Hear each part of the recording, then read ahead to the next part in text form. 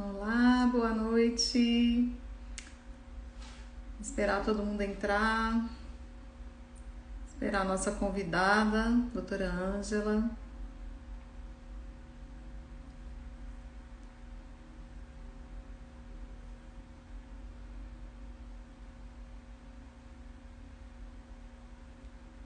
A gente poder começar a nossa live.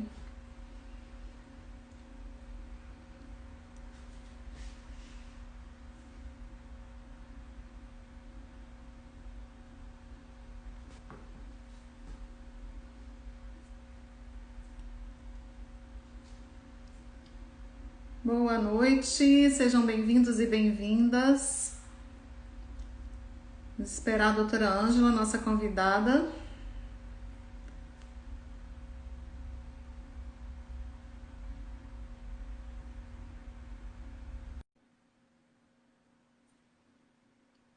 Bem-vinda, Lili, minha cunhada. Olá, doutora. Olá, boa noite. Boa noite, seja bem-vinda. É um prazer enorme estar aqui. Gratidão ter a senhora aqui com a gente. Eu que Estou agradeço. aguardando as pessoas que estão chegando, estão entrando. Vou chamando aqui também, tá bom? E a gente aguarda aqui um pouquinho. Eu vou falando um pouquinho sobre o porquê de eu ter convidado a senhora e ter convidado e ter a falar sobre esse assunto, né? Aham. Bom, gente, para quem não conhece, a doutora Ângela Santos é delegada de polícia há 21 anos aqui em Brasília, né? Ela é especialista em violência de gênero. Deixa eu ler aqui para não perder. Escritora, gineterapeuta, e atualmente ela é a delegada-chefe da DECRIM, que é a Delegacia Especial de Repressão aos Crimes por Discriminação Racial, Religiosa, por orientação sexual contra a pessoa com deficiência. Não é isso, doutora? Isso. Eu resolvi chamar, convidar a doutora aqui, que é uma pessoa muito querida, trabalhamos juntas, né? Para quem não sabe, sou Jordana, mãe do Theo, e sou também policial. Sim. Aposentada aí há um ano, mas trabalhei também aí 10 anos com pessoas vítimas de violência, crianças vítimas de violência. E esse é um assunto que sempre me incomodou muito, porque a gente sempre tinha ali uma pessoa com deficiência que, quando chegava na delegacia, já vinha sendo vítima há anos, né? Já era ali, era vítima desde criança, um vizinho descobriu, um médico descobriu. Então, quando eu ainda estava na ativa, eu modulei uma palestra para a gente poder apresentar para as famílias, né? E para que as famílias conseguissem entender o quão importante é se notar, prestar atenção, cuidar, para saber se aquela pessoa está sendo ou não vítima de deficiência. E eu digo que a pessoa com deficiência, ela é vulnerável duas vezes, né? Por ser criança, por ser idoso, por ser mulher e por ter a deficiência. Então, isso torna mais grave ainda, né? Sim.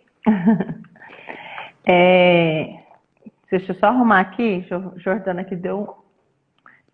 Sempre tem algumas coisinhas, né? Meu tripé aqui tá ruim.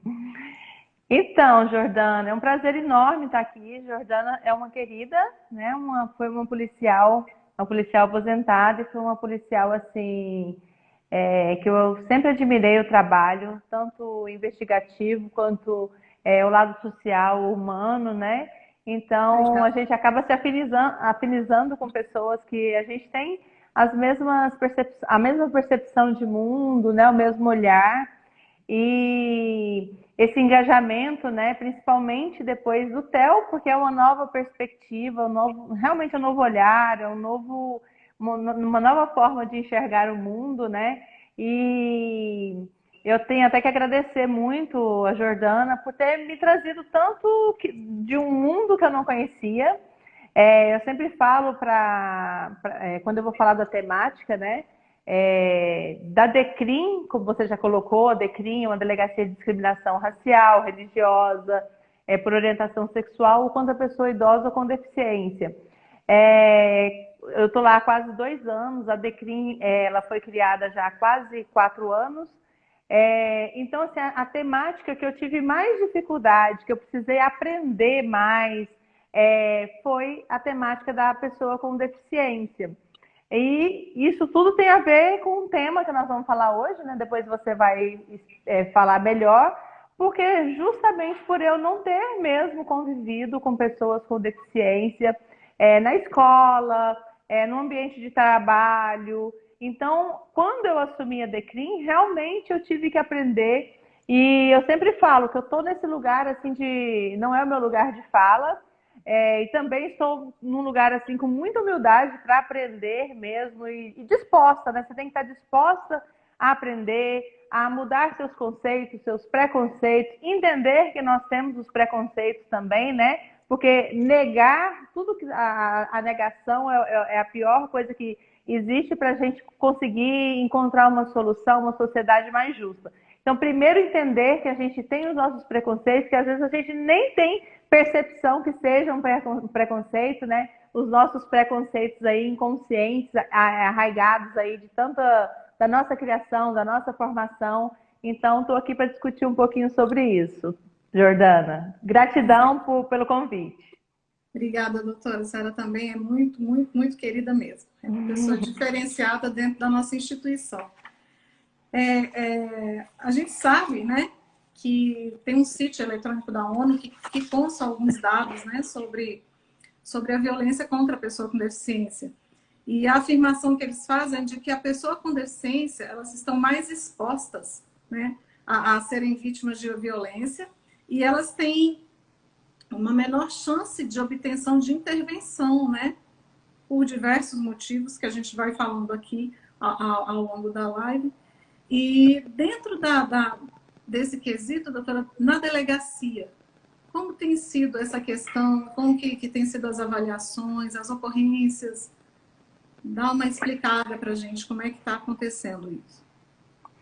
Então, Jordana, esse tema que você trouxe, né, que até que a gente colocou, acho que até pelas nossas conversas, que é da invisibilidade, né, da pessoa com deficiência, né, e a violência praticada contra essas pessoas.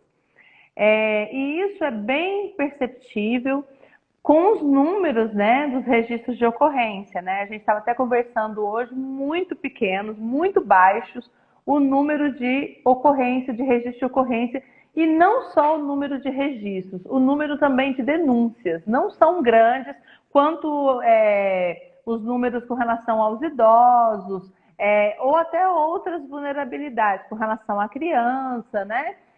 A raça, a religião, LGBT. Então, assim, é a população que a Decrim atende que tem menos números de ocorrências. Tanto é que agora que a gente está fazendo uma parceria, que aqui agora no Distrito Federal, nós temos a Secretaria da Pessoa com Deficiência e a secretária, a deputada Rosinha. A gente tem feito vários encontros e ela é bem proativa mesmo, no sentido de ir direto ao ponto, né? Entender, ela sai um pouquinho desse discurso que a gente fica, que precisa entender mesmo da questão da vulnerabilidade, mas assim, o que nós podemos fazer, né? Não está denunciando porque não tem canal de denúncia? O que precisamos fazer? Esse canal de denúncia tem que ter uma acessibilidade, tem que ter um aplicativo. Então, a gente está buscando alternativas nesse sentido, né? E eu tenho aprendido muito, muito com ela mesmo e com todos, né? Então, assim, a Decrim hoje fez, dentro dessa parceria, nós fizemos um projeto piloto que o Centro de Intérpretes de Libras nos deu um curso básico, né? Para a gente, pelo menos, conseguir acolher a pessoa surda, por exemplo, que nós não tínhamos. Então, assim, um curso de Libras é um idioma, né? Na verdade, é um curso longo, que demanda muito tempo. Então, assim, mas se eu não posso ter o curso de Libras, que é um idioma, 2, 3 anos, tem a sua linguagem própria, toda a peculiaridade, né?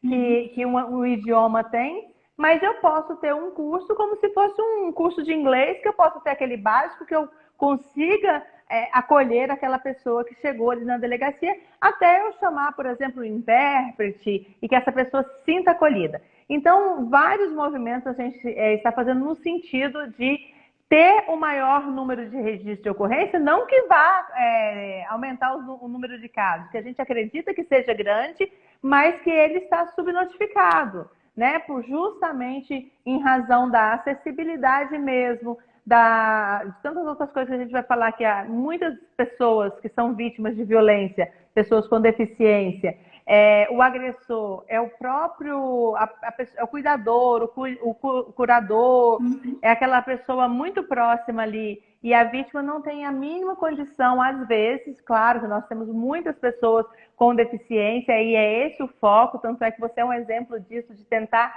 dar maior autonomia para a pessoa com deficiência, para ela poder se defender, poder ter uma vida plena, no máximo de se sociabilizar o máximo que ela puder, né? Esse é o ideal. Mas, infelizmente, a gente não tem isso já das pessoas adultas, que não foram estimuladas, que têm muita dependência, às vezes, ali dentro de casa, e que não chega para a gente. E a gente tem ainda um déficit muito grande, não diria déficit, talvez uma omissão até da população, no sentido de não se manifestar. Com relação ao idoso, com relação à mulher, com relação à criança, os vizinhos denunciam, as pessoas denunciam. Então, assim, a gente não entende muito ainda como é que isso funciona, às vezes, na cabeça da população. Da família, a gente entende que muitas vezes o agressor está ali dentro, então está coagido e não denuncia. Mas nas demais vulnerabilidades, nós temos muito alto o número de denúncias anônimas, o que não acontece, por exemplo, com a pessoa com deficiência. Daí o termo que eu sempre uso, que é muito invisível essa violência, né? A gente acredita que tem assim muito, e eu acho que quem convive, quem está ali perto, quem tem deficiência, nós participamos de muitos movimentos de pessoas com deficiência, é perceptível essa violência, mas ela não tem chegado aonde precisa chegar, que são nas autoridades, para que seja investigado, apurado e realmente punido. Isso a invisibilidade gera, né, essa falha no sistema de não ter o número, não tem o número certo, não tem os dados, né? Todo site que a gente entra para procurar uma estatística com relação à violência contra a pessoa com deficiência, ele diz a mesma coisa, né? Os números são vagos, os números não chegam, ou seja, as famílias precisam se conscientizar de que precisam ter um olhar mais atento para os seus filhos, para suas filhas, né? Para a pessoa com deficiência que está ali, que às vezes ela fala e ela também é desacreditada, né? Sim. O próprio agressor ou agressora, pode ser o homem ou a mulher, sim, ele desacredita, mas essa pessoa não tem condições, está falando isso é mentira. Então, sim. Isso acontece muito, né? De desacreditar a pessoa com deficiência. O próprio agressor, o agressor desacredita aquela pessoa perante a família, perante vizinhos, dentro da escola, né? Sim. Isso que você está trazendo, Jordana, remonta muito a dois casos que nós apuramos na delegacia, que chegaram por meio de denúncia anônima, de que a pessoa tinha deficiência intelectual e ela, na verdade, era bem... ela tinha se comportava nos comportamentos dela, tudo como uma criança bem pequena mesmo, bem nova. E ela não tinha a mínima percepção nenhuma da sexualidade dela e chegou como abuso sexual. E nós apuramos um caso, um era do padrasto e tinha... o laudo constatou que ela já tinha tido relação sexual, mas uma única testemunha que tinha era a irmã, que não sabia, nunca tinha visto, nunca tinha presenciado. A mãe negava, né? Estava do lado do agressor, porque não acreditava.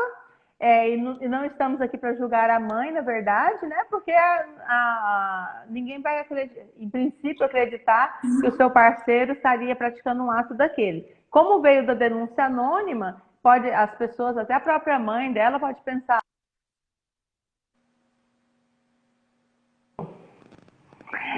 Pode pensar, fizeram uma denúncia e tal. Então, o abuso houve um abuso, não sabe se foi dele. Então, como investigação, como formação, juntada de provas, a gente não podia afirmar que foi ele, né? Porque nós não tínhamos outros elementos. E essa vítima, ela não tinha a mínima condição de expressar o que tinha acontecido, nem por meio de desenhos. Você trabalhou na DPCA, que tem a investigação especializada ali, que tem todas as técnicas, não se conseguia chegar, porque ela não tinha nem a percepção do que era sexualidade e nem o que tinha acontecido. Para ela não tinha... ela era bem alheia mesmo àquela situação. Então, ou seja, foi um fato que o autor ficou impune, ou o possível autor, ou se... o fato realmente existiu, porque realmente ela tinha tido relação sexual, mas não sabia precisar o tempo. E o outro caso também, que seria um abuso sexual de um vizinho, mas nós não tínhamos outras provas. Constatou-se também a conjunção carnal, que é a relação sexual, mas não tínhamos nenhuma outra prova, não sabia quando foi a época. Esse vizinho foi ouvido, negou, só que no outro dia ele se suicidou. Então, assim, a gente até presume que ele pudesse ser realmente o agressor e aquilo ali tivesse até levado ele àquela situação de, né, toda o medo, a vergonha e tantas outras coisas.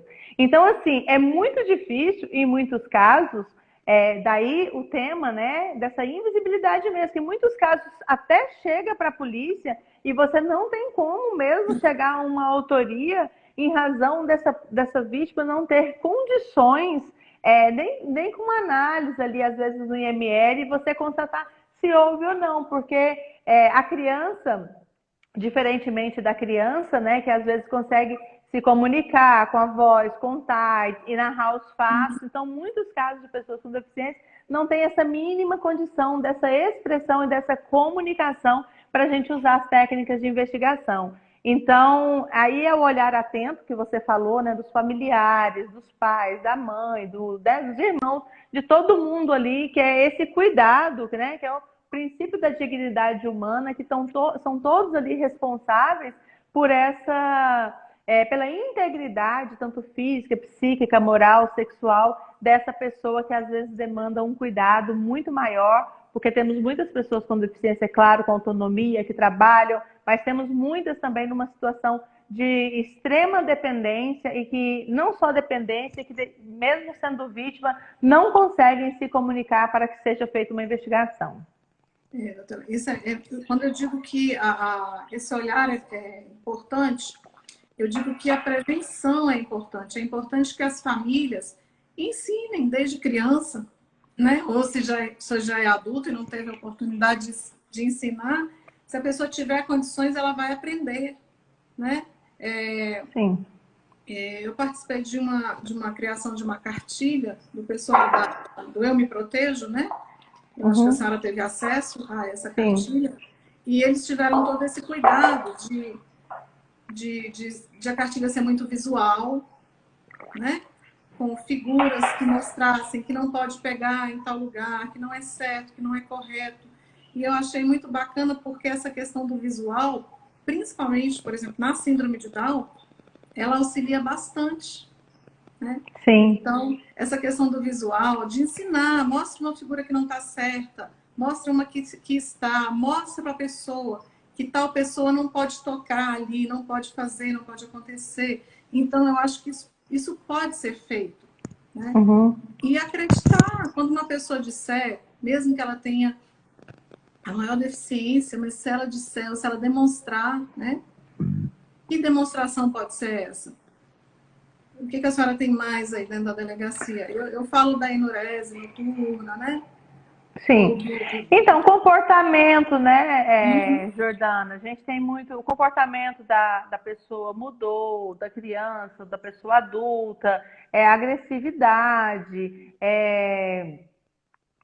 igual você colocou, as questões fisiológicas mesmo, o metabolismo modificou. Então, quem está ali acompanhando, né, tem o ritmo fisiológico, biológico daquela pessoa. Então, tudo aquilo ali que foi alterado, às vezes no próprio olhar, né, aquele olhar de susto, quando chega alguma outra pessoa, o possível agressor chega próximo. Então, todo esse espanto, então às vezes não consegue falar, mas o corpo demonstra, né? Enrijece, não quer, ou às vezes não consegue falar, mas consegue emitir sons. Então, tudo isso tem que ser observado e numa possível investigação, isso é levado em consideração, isso é levado em conta para a investigação.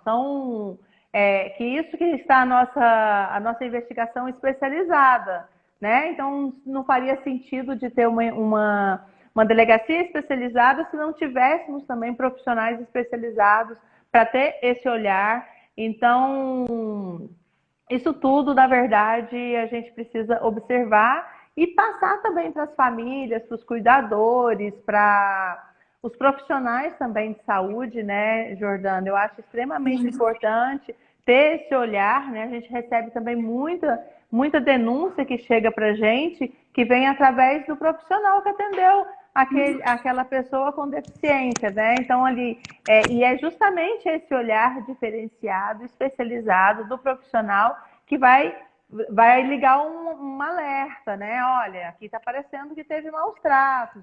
Às vezes a pessoa está com algumas manchas roxas no corpo, escaras, né? Então, assim, tudo isso é observado. Não necessariamente que seja maus tratos, mas, assim, tem uma ferida, tem uma lesão, e é uma pessoa com uma vulnerabilidade, esse profissional, inclusive, ele tem por obrigação, né? A notificação é compulsória, então tem que comunicar imediatamente os órgãos competentes, a polícia, e a gente tem recebido muito o que chega, às vezes, por meio de profissionais. Às vezes o psicólogo, o fonoaudiólogo, então todos os profissionais envolvidos ali, quando a pessoa com deficiência, muitos profissionais, multidisciplinar, né?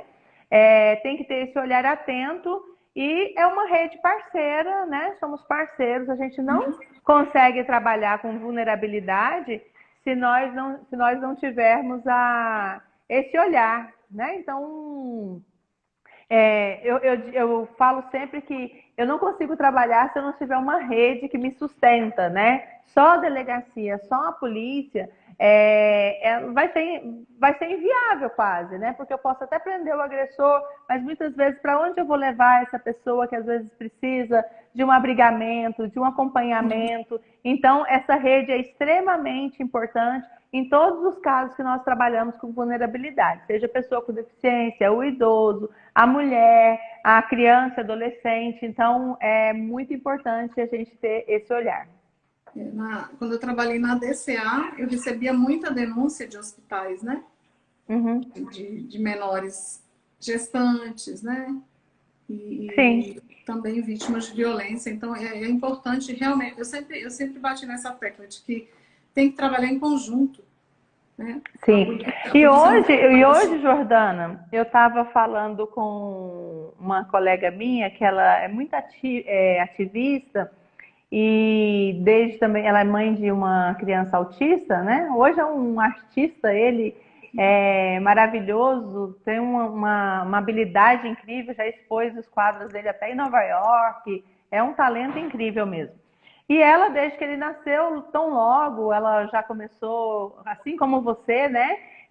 Dar todas as possibilidades para que o Augusto tivesse toda uma autonomia, uma compreensão maior do mundo, sociabilidade e tudo. E incentivou também muito na questão da habilidade dele, das altas habilidades. E eu estava conversando com ela, porque ela falou, Ângela, muitas vezes, até eu, que sou extremamente ativista, diz que esses dias ela estava na academia, e um cara começou a chegar falando palavras, tipo, imitando um autista para ela, você é mãe de autista, e trazendo, e ela num extremo constrangimento na academia, e na verdade ela acabou travando e não conseguiu nem fazer uma denúncia, né? Então ela falou assim, às vezes a gente está tão cansado também, às vezes, acha que não vai dar em nada, muitas vezes nas escolas, e é uma briga, é uma luta, né, diária tão grande. Aí o que eu disse para ela é o seguinte, a gente precisa, é um trabalho de formiguinha mesmo, eu não posso falar para você, aqui em Brasília, no DF, a gente tem uma delegacia especializada e está tudo resolvido. Não está. Nós temos a delegacia especializada, mas nós temos 31 delegacias no DF que também atendem pessoas com deficiência e outras vulnerabilidades, todos os tipos de crime. E a gente tenta, é papel da DECRIM, capacitar esses profissionais para atender, mas é um trabalho muito difícil, porque é uma desconstrução, assim como o racismo, como a homofobia, né, e tantas, ou o machismo. Então, é um trabalho de desconstrução de um pensamento que tem, e principalmente com relação à questão da pessoa com deficiência, a gente traz histórica e culturalmente aí, muita invisibilidade, né? As pessoas com deficiência, às vezes os familiares com vergonha, escondiam. Então, assim, essas pessoas eram sempre colocadas em segundo plano dentro da família, não tinham autonomia, não participavam. Então, eu digo que é esse trabalho cotidiano mesmo ali, né? Fui à delegacia, fui mal atendido, tem uma ouvidoria, vamos reclamar, né? Fui lá na delegacia, na ouvidoria, não resolveu? Vamos à imprensa, né?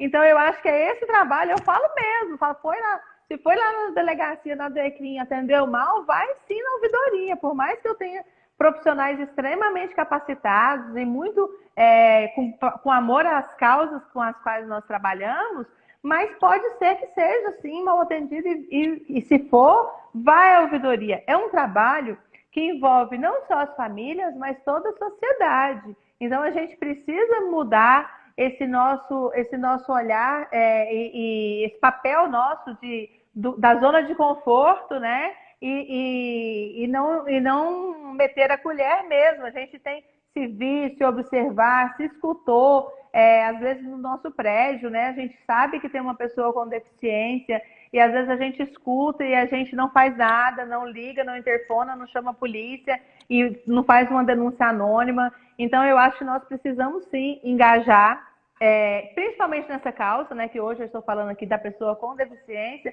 porque realmente das 5 temáticas que a DECRIM trabalha, é a mais invisibilizada e que não chega para a gente, né? Não chega justamente por causa da não... Eu entendo que quando são vítimas, as famílias, se tem o agressor lá, óbvio que não vai denunciar, e se quem está ali por perto, que consegue ver, ou parentes, né? Ou vizinhos, ninguém quer se comprometer com essa causa. Então, assim, eu estava estudando uma lida hoje no Estatuto da Pessoa com Deficiência e eu vi que, lembrei, né, que na verdade é uma lei extremamente poderosa, né, porque, assim, me permita ler, o Estatuto da Pessoa com Deficiência tem por base a Convenção sobre os Direitos da Pessoa com Deficiência e seu protocolo foi ratificada pelo Congresso Nacional pelo Decreto Legislativo 186 de 2008. E isso, ele coaduna com o princípio do artigo 5º, parágrafo 3º da Constituição Federal, que se equipara a uma emenda constitucional. Então, é uma lei na mesma equivalência da Constituição Federal, porque a gente não tem isso em outras leis que tratam da vulnerabilidade, como mulher, nem o ECA, né? Então, assim, é uma lei extremamente poderosa e a gente é muito bem feita, tem muitas coisas lá muito interessantes e a gente precisa que essa lei seja efetiva, né? Então, assim, pouquíssimo, nem sei se tem outras, mas assim, que tem esse poder de ser considerada com a mesma força de um princípio constitucional. Então, eu achei isso, assim, lembrar de falar isso, a gente sabe quando a gente estuda direito, né? Mas, assim, a gente não lembra disso, né?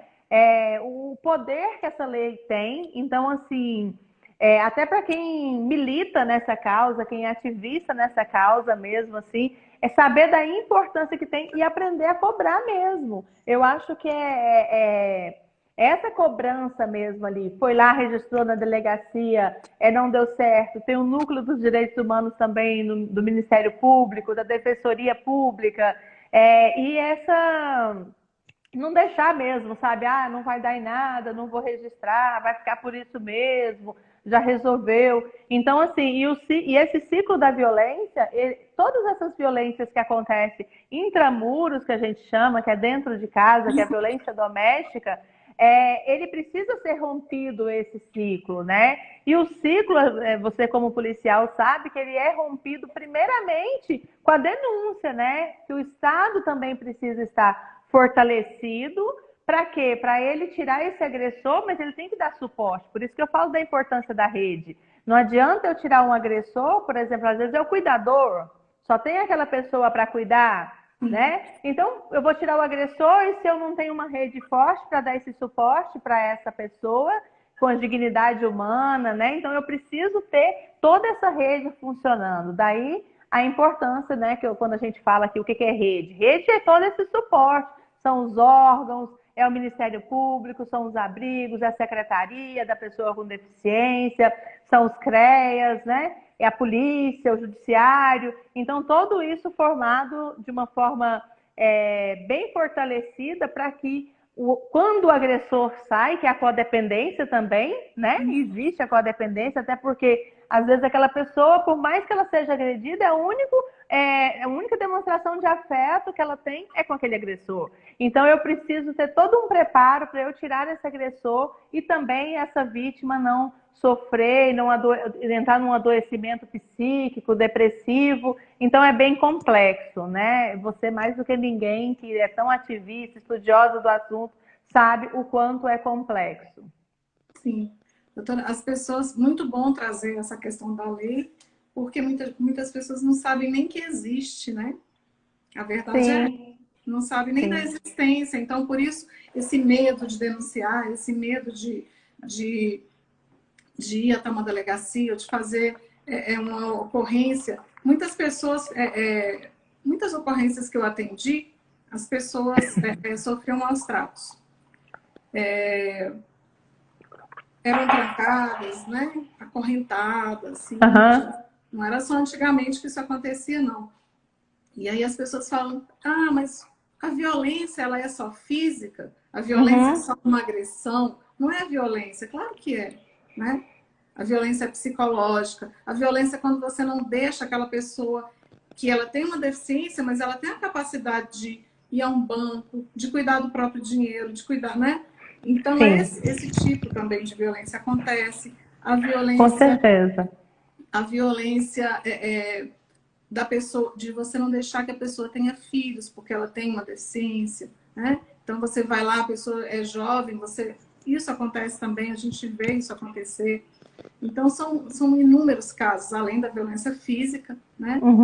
E da negligência, você deixar sem comer, deixar de dar um medicamento. Então, é importante que as famílias saibam que não é só a agressão, o abuso sexual, né? Que é o que, acho que é o que mais acontece juntamente com os maus tratos, né, doutor? Sim. Jordana, eu estava falando, eu vi uma juíza esses dias falando com relação aos idosos.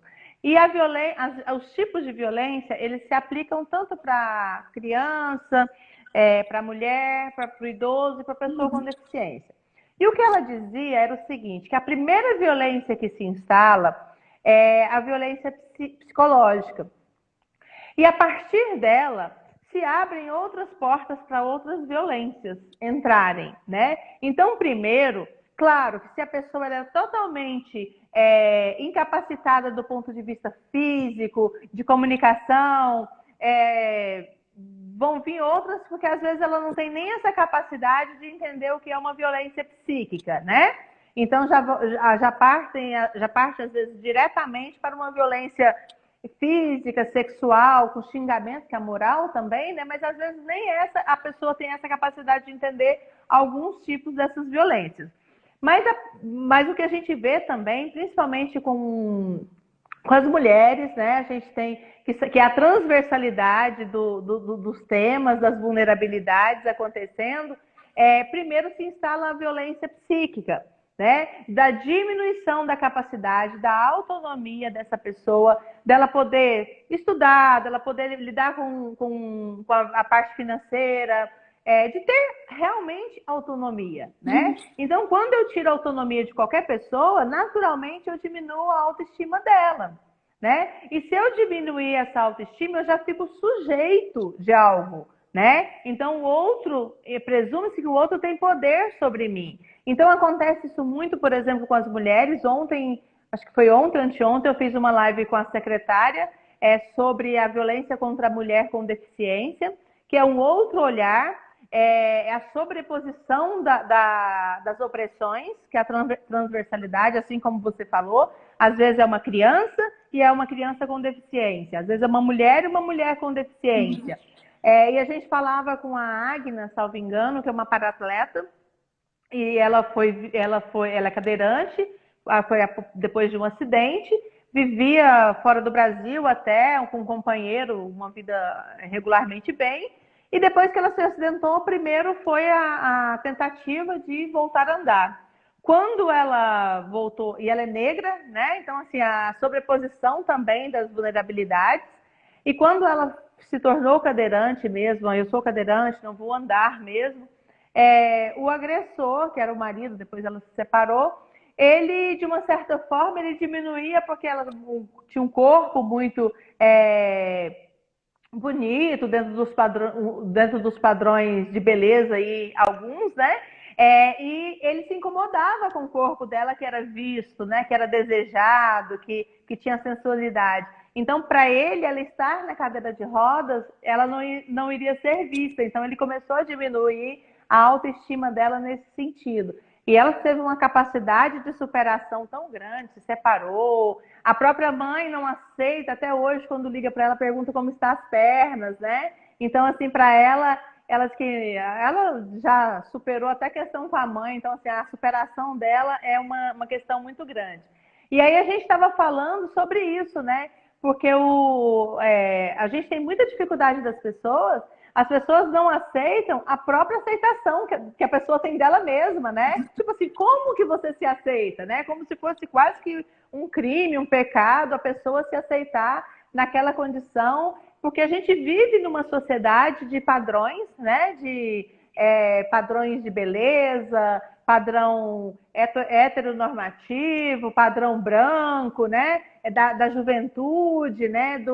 Do corpo aí, que se tiver qualquer coisa fora desse padrão, é errado, é feio, tem que ser escondido, tem que ser consertado, né?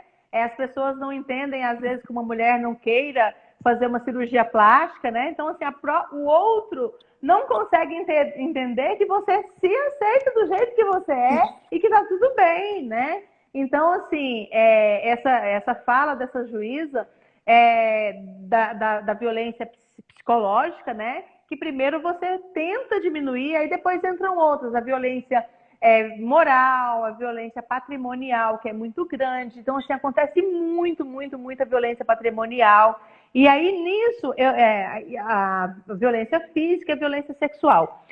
E nisso a lei também é muito interessante, porque o Estatuto do Idoso, ele precisa ser reformulado urgentemente. As penas são muito pequenas. Você que trabalhou, né, em sessão de polícia comunitária, é muito pequena. A gente raramente consegue fazer um flagrante, né, de realmente a pessoa ficar presa. Então, aqui no Estatuto do Idoso, praticar, induzir ou incitar a discriminação de pessoa em razão da sua deficiência é reclusão de 1 a 3 anos de multa. Então, essa pena dá direito a fazer um flagrante, né, e não um termo circunstanciado. Então, o autor pode sim ficar preso. Vai ter fiança? Vai. Pode ter fiança sim, se não for. Mas aumenta de 1/3 se a vítima encontrar sob os cuidados do agressor. Então, assim, já vai ser sem fiança. Então, as penas que tem aqui no Estatuto do Idoso, elas são penas que tem como a gente trabalhar, tem como a gente dar uma efetividade de uma prisão, por exemplo, desse agressor realmente ficar preso. Porque em muitos casos, no caso do idoso, é como se compensasse o crime, né? Eu vou ali, assino um termo circunstanciado e vou embora, né? Então, e assim, muitas vezes volta para dentro de casa, né? Volta. A gente teve um caso que a gente fez prisão em flagrante de alguns idosos que estavam sendo cuidados pelo filho, e a rede, o juiz não conseguiu na audiência de custódia entender, porque é muito complexo isso tudo. Essas eram 3 vítimas idosas, e aí ele devolveu o agressor para casa para cuidar dos idosos. Depois a gente prendeu de novo. e conseguir um abrigamento que recebessem os três, porque tinham peculiaridades, mas eles não podiam dissociar, soltar não, colocar um em um abrigo, outro em outro, porque eles iriam adoecer. Então a gente conseguiu fazer isso com o apoio da Progid, mas assim, no Estatuto da Pessoa com Deficiência, a gente tem essa lei que nos proporciona isso, que nos dá essa liberdade para trabalhar, para realmente ter efetividade no trabalho. Então, realmente a gente precisa. Seria mais campanhas? Eu acho que sim, sabe? Inclusive, me colocando a meia-culpa aqui, porque a gente trabalha com muita coisa, eu tenho ido muito, né? A imprensa, lives e tudo, e divulgando isso mesmo, divulgando que tem uma delegacia, que tem um 97, está sendo feito alguns métodos de acessibilidade no Disque Denúncia, com aplicativos. Então, a Secretaria da Pessoa com Deficiência está trabalhando nesse sentido, junto com a Secretaria de Segurança Pública. Então, assim, precisamos fazer mais, falar mais? Precisamos. É um trabalho que eu digo que é de formiguinha, mas que é de desconstrução de um pensamento retrógrado, desumano, para um novo pensamento, e não só pensamento de quem está envolvido ali com a pessoa com deficiência, de toda a sociedade, porque fere princípios da dignidade humana, e a gente vive num país que a gente não aceita isso, é isso que a nossa Constituição prega. E quando a gente fala assim, vou fazer uma live, eu vou falar, eu vou trazer à tona este assunto, aí eu escutei muito assim, nossa, mas esse assunto é tão difícil. Difícil para quem? Para quem não quer ouvir? Para quem acha que não acredita? Tem coisa mais difícil para a pessoa que está sendo vítima de violência? Ser negligenciada, ser invisível, né? Tá ali convivendo com o agressor, ou, né, de alguma forma, e a família acha que aquilo é mentira, e a família não quer denunciar porque acha que aquele assunto é difícil. Não existe assunto difícil quando a gente tem uma vítima que está ali sofrendo há anos, né? Sim, com certeza. Eu certa vez recebi um vídeo de um garotinho sendo molestado dentro do metrô. Um garotinho com síndrome de Down. Era a única coisa que eu tinha, era aquele vídeo que me mandaram, né, no particular. E ele tinha uma tráqueo aqui, e eu fui atrás, né, para identificar, fui atrás dos hospitais, para ver se algum hospital tinha atendido aquele garoto, até que a gente chegou na pessoa que estava com ele no metrô, que era o pai. Só que aquele garotinho, ele não conseguia contar que ele estava sendo molestado, né? E acabou que também, como a senhora citou mais cedo, não conseguiram provar que aquilo vinha acontecer. Eu até hoje não entendi. Porque tinha um vídeo, tinha mostrando a cena, foi gravado dentro do metrô. Então, o menino foi desacreditado sem nem ter sido levado em consideração o vídeo dele sendo molestado, né? Então, isso demonstra, mais uma vez, a dificuldade, né, que a pessoa com deficiência tem de tirar de perto dela esse autor, que o pai voltou para dentro de casa, né? Sim. E é aquilo que e vai continuar no sofrimento e vai continuar sendo vítima, né? Jordana, eu estava lembrando aqui, que eu acho que é importante falar, a gente tem muita denúncia, não denúncia, aí já é ocorrência mesmo, no sentido de o desrespeito, por exemplo, no transporte público, né? Quando motoristas não param para as pessoas, não esperam, quando está subindo, que machuca, que tem que ter todo um cuidado, né? Então, isso é uma das ocorrências que também temos tido com mais frequência. Às vezes, esse não parar talvez não caracterize diretamente um crime aqui. Mas a partir do... porque é muito sutil, é muito tênue a linha, às vezes, entre o crime e o que não é crime. Mas não necessariamente, se não for crime, nada impeça, por exemplo, que o Ministério Público possa fazer um termo de ajustamento de conduta, né, com as empresas, de palestras. A DECRIM mesmo a gente teve um caso, não é um caso de pessoa com deficiência, mas foi um racismo acontecido numa faculdade, uma universidade, e a gente, ali toda a comunidade ali universitária se comoveu, participou, e a própria DECRIM, a Secretaria lá da Igualdade Racial, foi trabalhar com aquela população daquela comunidade, daquela universidade, no sentido de conscientizar mesmo. Então, às vezes, não é, nem sempre o fato é criminoso, mas a partir do momento que se faz um registro de ocorrência, você pode apurar mais detalhadamente, você vai ouvir a empresa vai saber que geralmente são os mesmos motoristas, a mesma linha, o mesmo horário. Então, assim, é de extrema importância que se faça o registro da ocorrência, né? Porque a gente vai verificar, vai conversar com essa empresa e a partir dali pode-se mudar políticas públicas, não públicas, políticas internas daquela empresa, né?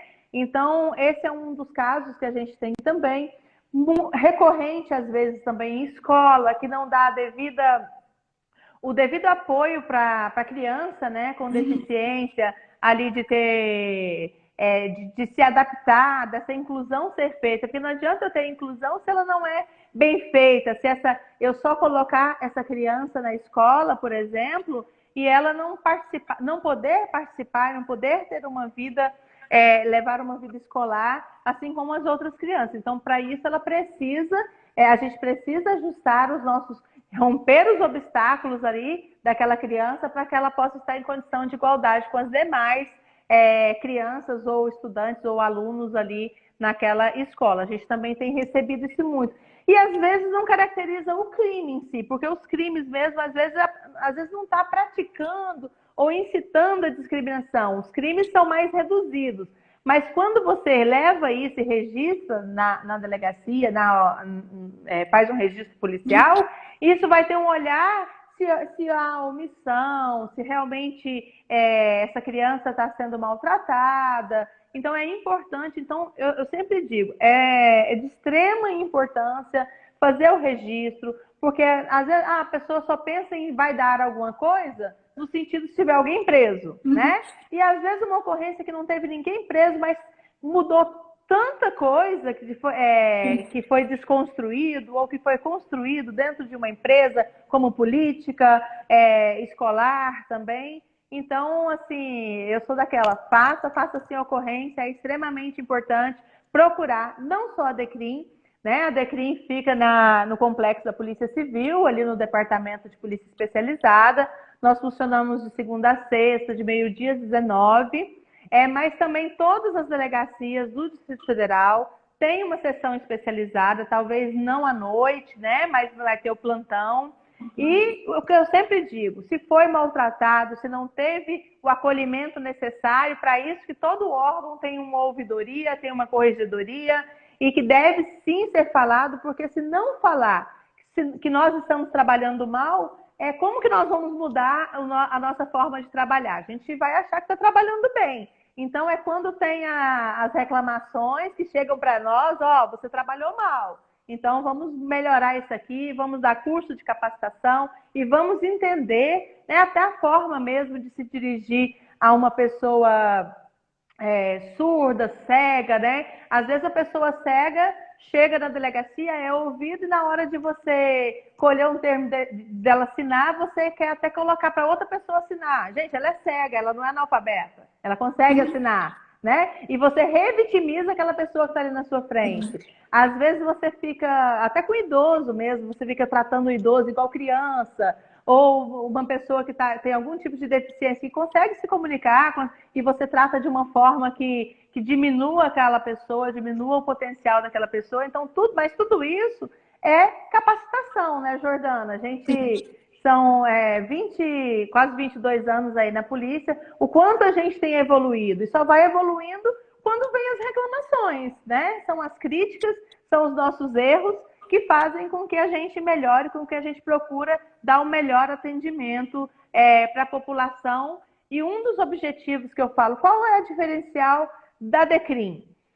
Para mim, o diferencial da DECRIM, mais do que eu saber como eu lidar com aquela pessoa, eu entender, porque é muito complexo mesmo.